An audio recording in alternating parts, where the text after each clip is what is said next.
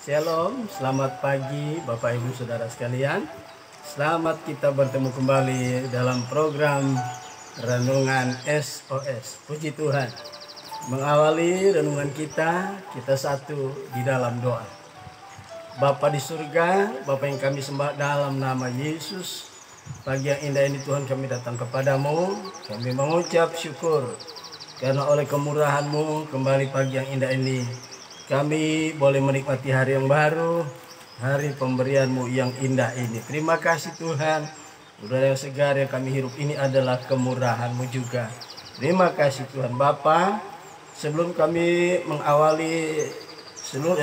melakukan seluruh aktivitas kami di sepanjang hari ini, apapun pekerjaan kami, pelayanan kami, semuanya kami serahkan hidup kami ke dalam tangan-Mu. Seraya mau mendengarkan renungan kebenaran firman-Mu. Terima kasih Bapa. Dalam nama Yesus Tuhan dan Raja kami sudah berdoa dan mengucap syukur kepadamu. Haleluya. Amin. Puji Tuhan. Bapak Ibu Saudara sekalian, kita pagi yang indah ini sudah masuk dalam bagian yang kelima dari orang yang berbahagia di hadapan Tuhan, ya. Kita sudah mempelajari keempat bagian ya yang terdahulu. Hari ini kita masuk bagian yang kelima. Saya akan bacakan yang terdapat di dalam ayat 2 bagian B Mazmur pasal 1, ya. Demikian bunyi firman Tuhan. Tetapi yang kesukaannya ialah Taurat Tuhan, ya. Itu bagian yang keempat. Bagian yang kelima, bagian B ayat ini berkata, dan yang merenungkan Taurat itu siang dan malam. Saudaraku, bagian yang kelima kita akan melihat merenungkan, ya. Bagian yang kelima ini adalah yang merenungkan Taurat itu siang dan malam. Puji Tuhan. Jadi alasan yang kelima, ya, jika kita ingin tetap dikategorikan sebagai orang yang berbahagia di dalam Tuhan, di hadapan Tuhan. Yang kelima yaitu kita adalah orang-orang yang suka merenungkan firman Taurat atau Taurat Tuhan itu, atau merenungkan firman itu siang dan malam. Perhatikan, merenungkan Taurat itu, ya, dan siang dan malam, ya. Nah, kita lihat apa sebenarnya yang dimaksud dengan merenungkan Taurat Tuhan itu, ya. Merenungkan Taurat Tuhan itu lebih dibanding kita cuma sekedar mendengar firman Tuhan, ya. Merenungkan firman Tuhan itu berarti kita memikirkan lebih dalam lagi tentang kebenaran firman Tuhan yang sudah kita dengarkan, ya. Merenungkan Taurat Tuhan itu sama dengan memikirkan lebih dalam lagi, ya, apa yang dimaksud dengan firman Tuhan. Nah, untuk itu mari kita akan lihat referensi ayatnya. Yang pertama kita lihat di Yosua pasal yang pertama, ya. Yosua pasal yang pertama ayat yang ke-8, ya. Kitab Yosua pasal yang pertama ayat yang ke-8 kita akan lihat, ya. Kitab Yosua, ya, kitab yang ke-6 dari kitab Perjanjian Lama, ya. Kejadian, Keluaran, Imamat, Bilangan, Ulangan, dan kita akan belajar, ya. Yosua pasal yang pertama ayatnya yang ke Yosua pasal pertama ayat yang ke-8, ya. Demikian bunyi firman Tuhan. Janganlah engkau lupa memperkatakan kitab Taurat Tuhan itu, ya.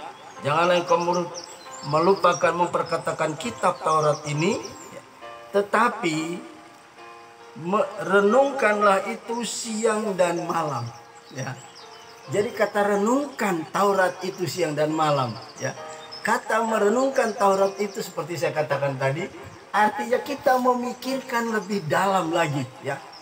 Kita mau coba memahami apa maksud, ya, dengan firman Tuhan yang sudah saya dengarkan tadi. Jadi follow up dari mendengar kita mendengar firman Tuhan, kita merenungkan firman itu lebih dalam lagi, ya. Ya, ada banyak orang percaya dalam ibadah apapun itu, ibadah itu bentuknya, ya. Dia cuma suka dengar firman Tuhan, tapi setelah ditanya orang, ya, tadi firman Tuhannya di mana? Saya lupa mencatatnya, kira-kira begitu, ya. Dia juga bingung, ya. Waduh, saya juga sama kan mencatatnya, ya. Jadi ada kebanyakan orang percaya, kenapa kerohanian mereka tidak bertumbuh atau lambat dalam pertumbuhan? Sebab mereka cuma mendengar, selesai mendengar sudah. Ya, seharusnya makanya setiap kali mau mendengar firman Tuhan, hamba Tuhan selalu berdoa atau ada yang mendoakan, Bapa biar kami kiranya boleh konsentrasi, ya, mendengarkan firman Tuhan supaya, ya, firman Tuhan itu dapat termeterai di hati kita, ya. Kita merenungkan Taurat itu artinya memikirkan lebih dalam lagi, ya. Ada seorang penabur di Matius 13, Yesus mengatakan, ya, dia menabur di keempat jenis tanah. Ada tanah di pinggir jalan, ya. Jadi benihnya itu ditabur, ya. Kemudian ada di tanah di mana, saudara? Berbatu-batu, ya. Kemudian ada tanah di mana? Bersemak duri. Tetapi ada tanah yang baik, yaitu apa? Tanah yang subur. Di tanah yang subur ini, ya, itu berbicara tentang hati yang baik, maka firman Allah akan tertabur di sana. Dia akan berakar, dia akan bertumbuh, dia akan berbuah, menghasilkan buah, memberikan keuntungan, ya, bagi pemilik atau penabur yang menaburkan benih tadi. Nah, saudaraku, mendengarkan firman Tuhan itu tidak cukup. Kita harus merenungkan. Jadi sembari kita mendengar firman Tuhan, kita merenungkan. Maka di sana Roh Kudus akan bekerja secara luar biasa. Seringkali ada pendengar lebih memahami lebih baik dibandingkan apa yang disampaikan hamba Tuhan yang menyampaikan firman Allah itu, ya. Bukan karena dia lebih pintar, tetapi karena dia konsentrasi penuh sembari mendengar, dia merenungkan, ya. Sehingga kenapa banyak orang jemaat tapi jempolan, saudara, rohaninya mereka ntar ngomong firman. Mengapa bisa banyak bahasa hafal firman? Dan bukan cuma itu, mengapa dia seseorang bisa, ya, mengaplikasikan kebenaran firman itu dalam hati mereka, ya, dalam hidup mereka, ya, menjadi kesaksian bagi orang. Kenapa? Karena mereka sembari mendengar firman Tuhan, mereka merenungkan juga, ya. Sebabnya orang percaya harus selalu suka, ya, akan Taurat Tuhan dan merenungkan Taurat itu siang dan malam. Perhatikan, saya baca lagi Yosua pasal 1 ini, ya. Jangan engkau lupa memperkatakan kitab Taurat ini, tetapi renungkanlah itu siang dan malam. Kenapa? Ada alasannya. Bagian B ini berkata apa? Di awal ini kata supaya. Nah, merenungkan Tuhan, merenungkan Taurat Tuhan itu siang dan malam, ya. Kenapa? Ya. Di sini di bagian berikutnya ayat ini berkata, supaya engkau bertindak hati-hati sesuai dengan yang tertulis di dalamnya. Bertindak dengan hati-hati, ya. Bertindak hati-hati ini artinya kita memiliki kewaspadaan yang baik, ya. Kita bisa melihat ini jalan masih jalan yang benar atau sudah tidak benar, ya. Jalan masih yang sesuai dengan kebenaran firman Allah atau tidak. Nah, ini ada kata supaya, ya. Jadi kita lebih berhati-hati, ya. Kita bisa mengantisipasi mana pemahaman atau pengajaran-pengajaran yang sudah tidak lagi sesuai kebenaran firman Tuhan dan mana yang masih sesuai dengan firman Tuhan. Kemudian dikatakan ayat ini selanjutnya, ya, supaya engkau bertindak hati-hati sesuai dengan segala yang tertulis di dalamnya. Sebab dengan demikian perjalananmu akan berhasil. Satu, kita hati-hati, ya. Kita mampu membedakan mana yang benar, mana yang tidak benar. Kemudian dikatakan supaya, ya, sebab dengan berbuat demikian perjalananmu akan berhasil, ya. Kalau kita suka merenungkan firman Tuhan, jaminan firman Tuhan, apapun yang kita lakukan pasti berhasil, ya. Nah, kemudian selanjutnya ayat ini berkata, dan engkau akan beruntung, ya. Berhasil dan beruntung. Ada berhasil tapi, ya, kalau boleh dibilang, ya, mungkin persentase dari keuntungan berbeda dengan betul-betul kita serius merenungkan Taurat Tuhan itu, menjadi, ya, mendatangkan keuntungan, ya, menjadi, dan engkau akan beruntung. Saudaraku, siapa yang tidak suka mengalami yang namanya income bertambah, keuntungan bertambah, ya. Itu akan membuat semakin makmur, ya. Baik keuangan kita, ekonomi kita maupun jiwa kita mendatangkan keuntungan, ya. Dengan kita merenungkan firman Tuhan itu sama identik dengan kita ibadah.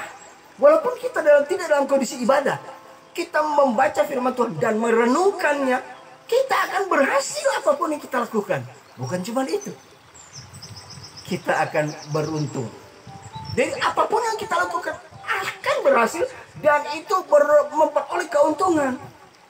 Jadi merenungkan Taurat Tuhan itu sama dengan kita beribadah, ya. Makanya firman Tuhan berkata apa? Adapun ibadah itu mengandung janji untuk hidup apa? Kapan saudara? Untuk hidup yang sekarang ini maupun untuk hidup di kekekalan, ya. Inilah keuntungan, ya. Itu sebabnya orang pasti yang mari kita belajar di hari-hari ini bukan cuma sekedar mendengar firman Tuhan, ya, tetapi juga merenungkan, memikirkan lebih dalam lagi. Saudaraku yang kekasih, selain kita merenungkan firman Tuhan, kita akan berhasil, beruntung, ya. Apa yang kita akan peroleh, ya.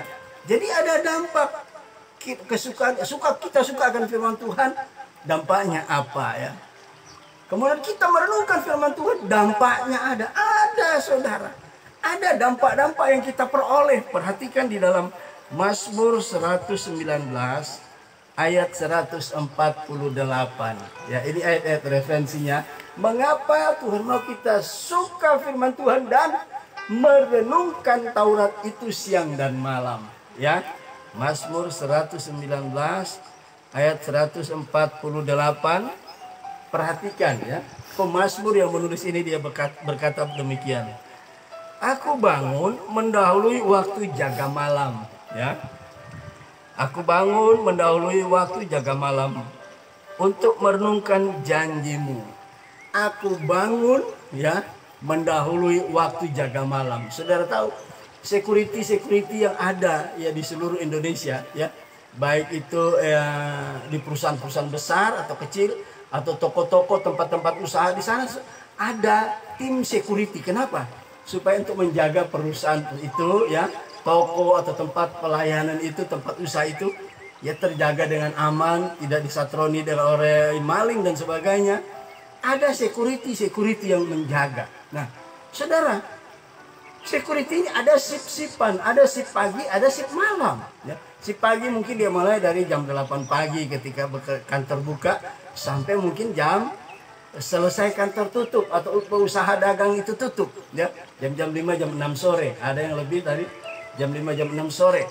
Ya, kemudian waktu jaga malam, ya, ada juga yang waktu jaga malam itu dimulai dari jam 6 sore kemungkinan sampai jam 00:00. Pergantian waktu secara internasional, ya. Secara internasional. Kenapa saya katakan begini? Sebab pergantian waktu, ya, ada dua jenis, ya.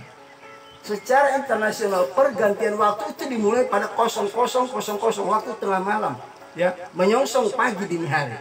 Tapi waktunya Israel berbeda, ya. Waktunya Israel, ya, ketika matahari masuk itu sudah pergantian waktu, ya. Misalnya, ya, kemarin sore itu jam 6 petang matahari masuk.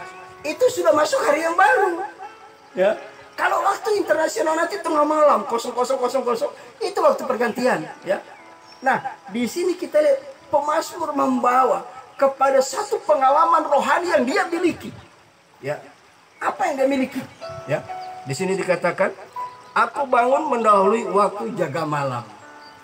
Kalau security, ya, yang satu misalnya lagi tidur, istirahat dan sebagainya, yang satu sedang berjaga-jaga, biasanya 2 atau lebih dari 3 orang, ya. Satu security itu sampai pagi hari, ada sip-sipan, ada sip malam, ada yang dari jam 6 mulai dari jam 6 mulai sampai jam 11 atau jam 12. Kemudian dari jam 12 sampai jam pagi dini hari atau ketika fajar menyingsing.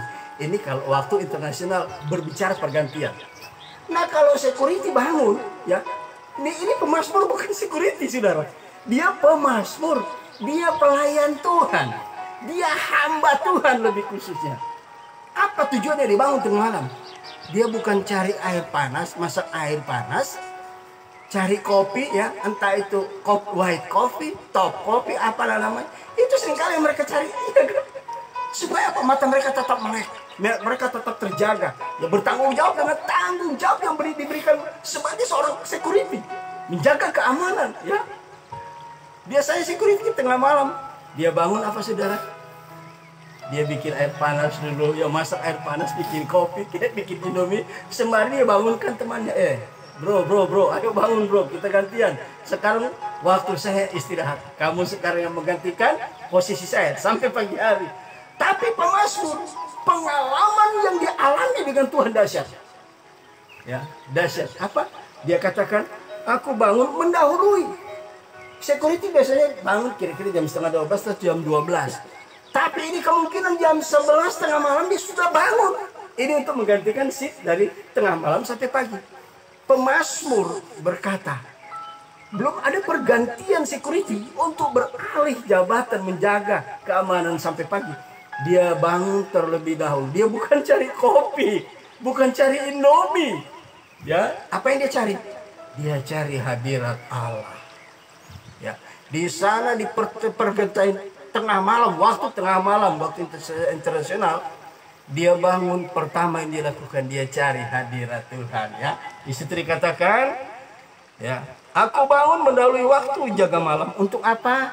Untuk merenungkan Taurat itu, saudara, ya. Tadi dikatakan apa? Kita akan memiliki kewaspadaan, ya. Kalau security kewaspadaan terhadap apa? Maling, rampok, dan sebagainya. Kalau kita memiliki kewaspadaan terhadap apa? Kuasa kegelapan itu diumpamakan, diibaratkan seperti singa yang berjalan berkeliling kemana-mana, mengaum mencari siapa yang dapat ditelannya.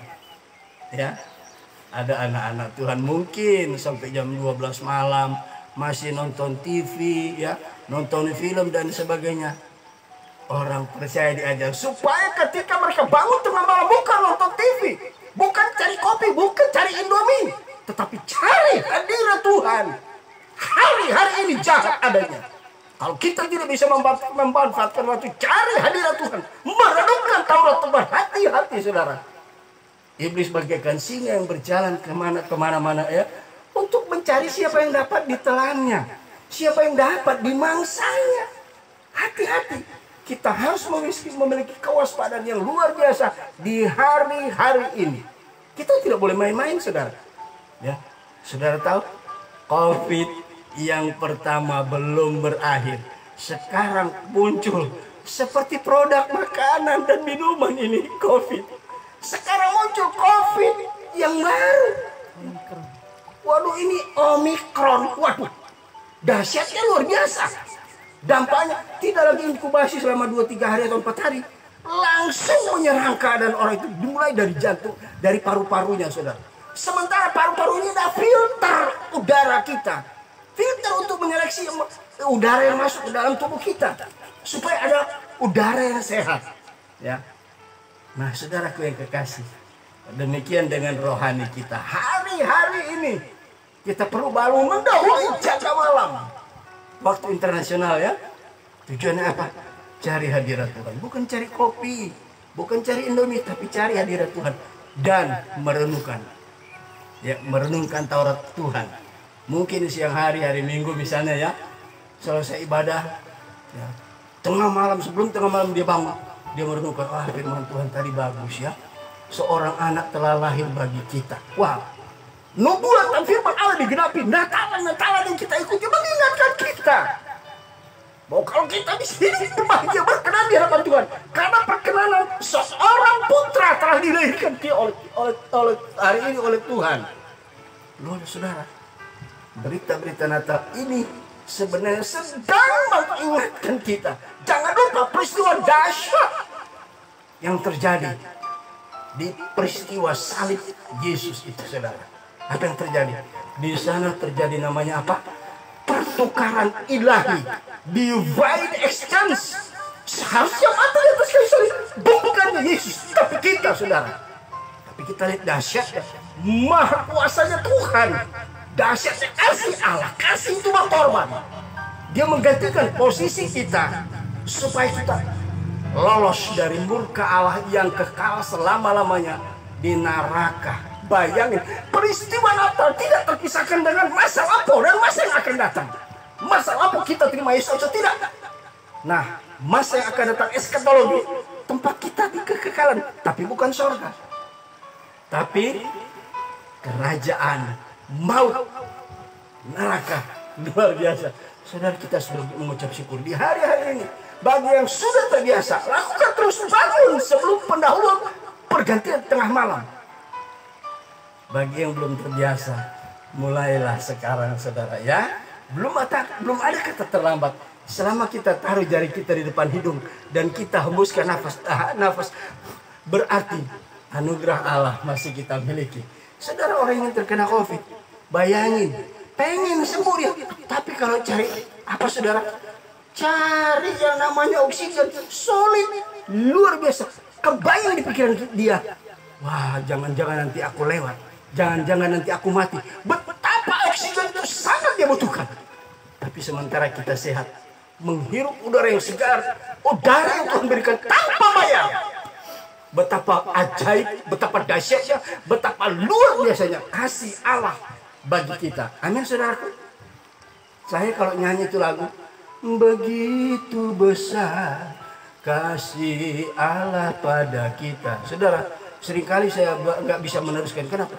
Mulut saya sudah gemetaran, air mata mulai keluar. Tidak dapat saya membayangkan, kalau bukan karena kasih Allah, kita tidak ada sekarang. Tapi pagi yang indah ini, kalau kita masih hidup, masih mampu menegakkan kebenaran firman Allah, murialah, masih kita harus mengucap syukur. Oksigen yang kita nikmati tanpa bayar. Betapa kasih Allah dahsyat bagi kita, saudara. Dahsyat, saudara. Mari kita belajar mempergunakan waktu yang masih Tuhan berikan. Saya suka di mana-mana kalau saya diundang khotbah pelayanan, dari mimbar saya katakan, saudara, hidup kita bagaikan lampu pijar. Biar kita pengen hidup untuk besok aja, hari saja, daripada mati hari ini. Hidup manusia seperti lampu pijar.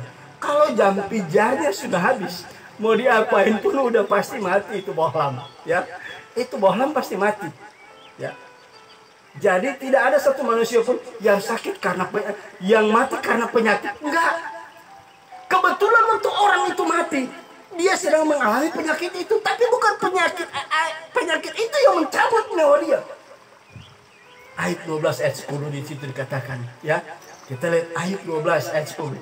Ya, sebelum saya meneruskan tentang pembahasan merenungkan Taurat itu siang dan malam, ya. Kita lihat di situ dikatakan apa? Ayat 12 ayat yang ke-10. Ya, supaya kita sadar ini. Ya, jadi di hari-hari ini mari kita pergunakan waktu yang masih Tuhan berikan dengan sebaik-baiknya, ya. Kan ada lagunya berkata, hidup ini adalah kesempatan. Saudara pengen nangis rasanya. Pengen nangis rasanya. Baru nyanyi sepotong. Karena kasih Allah yang saya alami ini anugerah dari Tuhan. Saya baca ayat 12 ayat 10. Bahwa di dalam tangannya, di dalam tangan siapa? Tangan Tuhan, ya. Bahwa di dalam tangan Tuhan terletak nyawa segala yang hidup. Bukan cuma manusia, termasuk hewan, binatang, melata dan lain sebagainya. Makhluk hidup, ya. Bahwa di dalam tangannya terletak nyawa segala makhluk dan nafas setiap, ya, setiap manusia.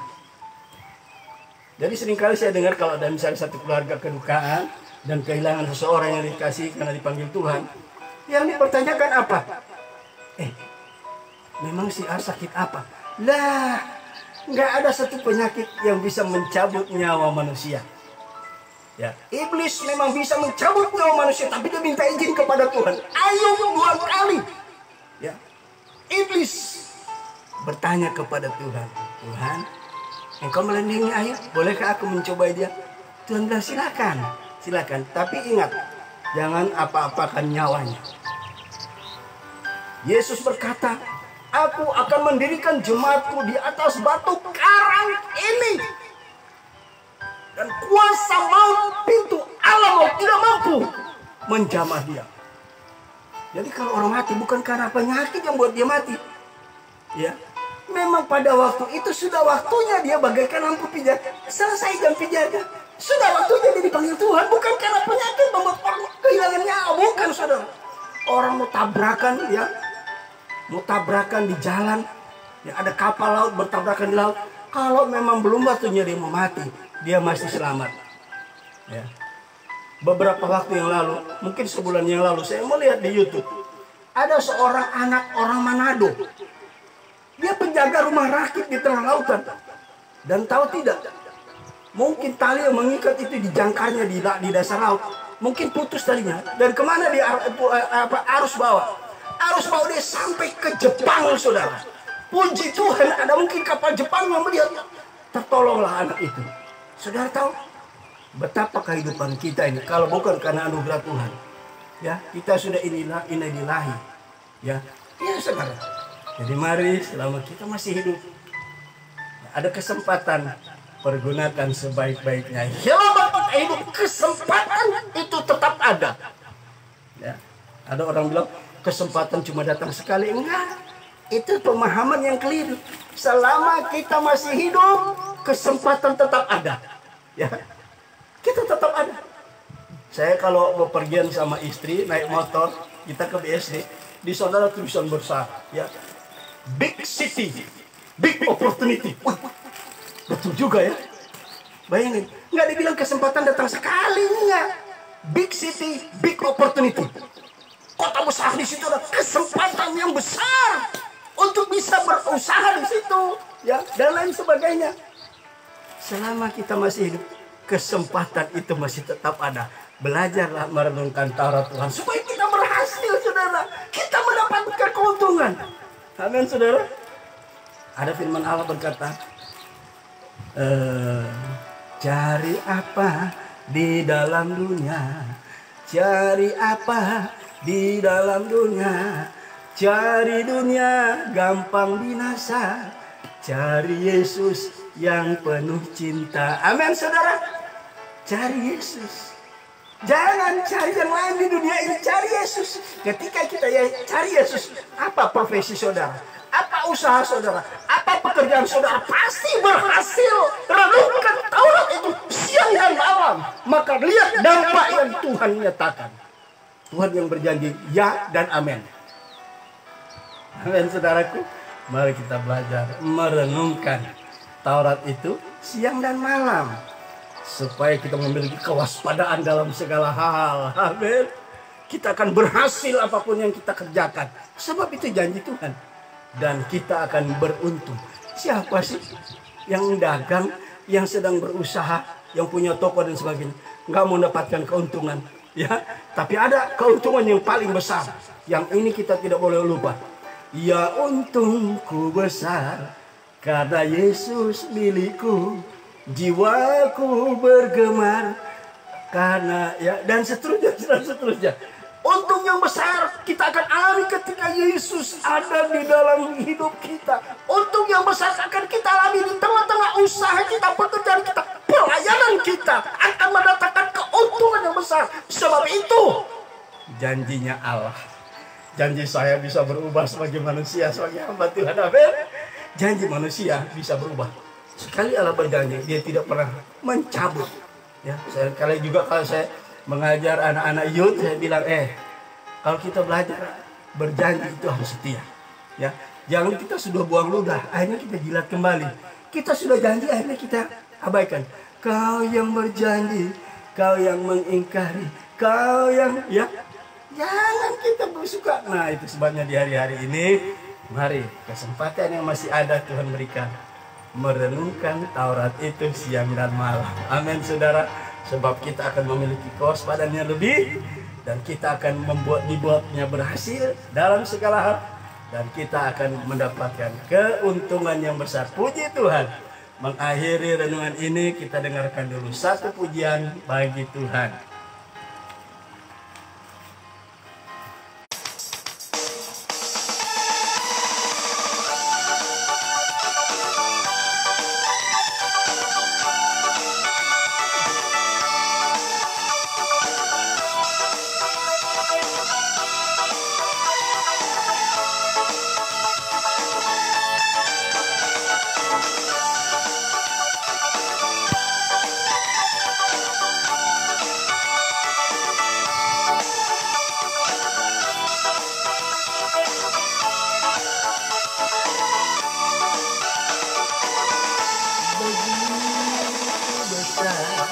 kasih Allah pada kita.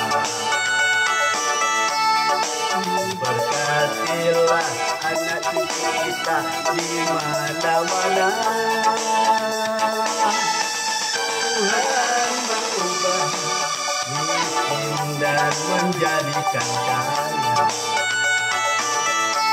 Dia merendahkan dan meninggikan juga. Haleluya.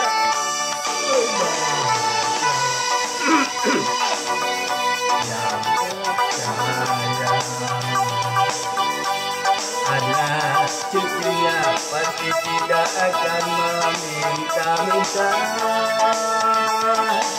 karena Allah menggenapi firman-Nya. Tiada yang mustahil bagi orang percaya.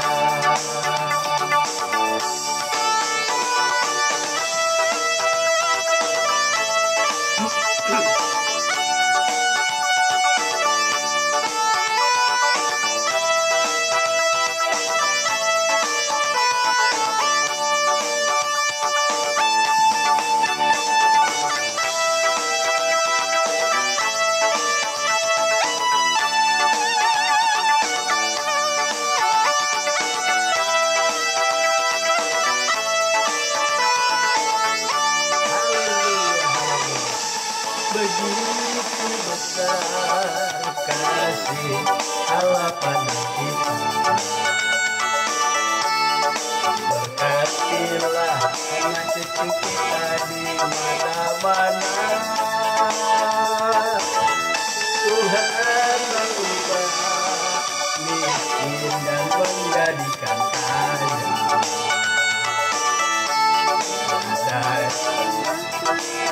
Dan meninggikan juga.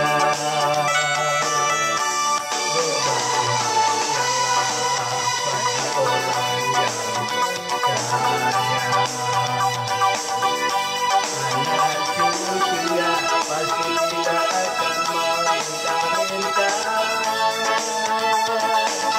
karena Allah menggenapi firman-Nya.